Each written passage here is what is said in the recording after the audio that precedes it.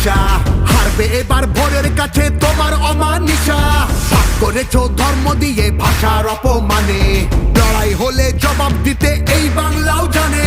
ঝড়ের মুখেও থাকবে খোলা উন্নয়নের জানলা, যতই করো হামলা আবার জিতবে বাংলা।